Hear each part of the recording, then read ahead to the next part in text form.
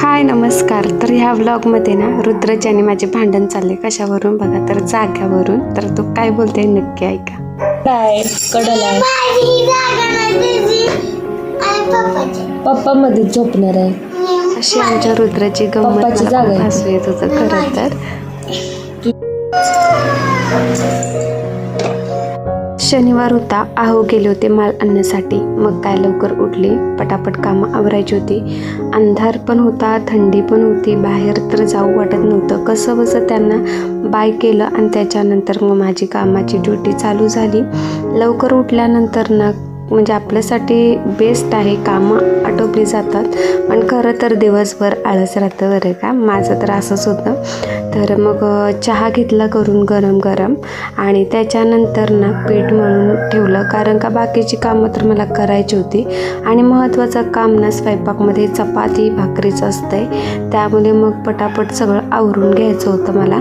रुद्रची school असल्यामुळे शनिवारच होता, त्यामुळे तो पण लवकर जाणार होता आणि त्याची स्कूल असते 7:30 वाजता, पण रिक्षा लवकर येत असल्यामुळे त्याला लवकर आवरून ठेवावं लागतं. त्यामुळे मग काय खूपच गडबड, शनिवार बोललं ना खूप गडबड होता. आणि आज फर्स्ट डे होता आमचा फ्रूटचा, म्हणजे फ्रूट स्टॉल आम्ही 8-9 दिवस झाले असतील सुट्टीच घेतली होती. तर मग जाऊन तिकडे मला लवकर जायचं होतं, कारण का कचरा वगैरे बराचसा पसारा पडलेला असते तिथं त्या जागेवर. त्यामुळे पण घरातले पण कामं मला आवरून जायचे असतात, कारण का मी कधीच घरात काम ठेवत नाही मागं येण्यासाठी, मागं येऊन करायचं असं. त्यामुळे मग फास्ट कामाला लागले. आहो गेल्यानंतर मी माझ्या कामाचा फोन आला, मग जावं लागलं मला स्टॉलवर. तर बघू शकता इथे छान असं स्टॉल लावला, तर डबा घेऊनच मी गेली होती त्यांच्यासाठी. आणि ऊन तर एवढा होता ना, प्रचंड ऊन, आणि टरबूज वगैरे जास्त आणले. तर उन्हाच्या याने जास्त जाते हा फळ खरं तर ऊन तर भरपूर लागत होतं. मला ना एवढंच कळतं की कष्टाशिवाय पर्याय नाही, कष्ट तर केले पाहिजे आपले स्वप्न पूर्ण करण्यासाठी.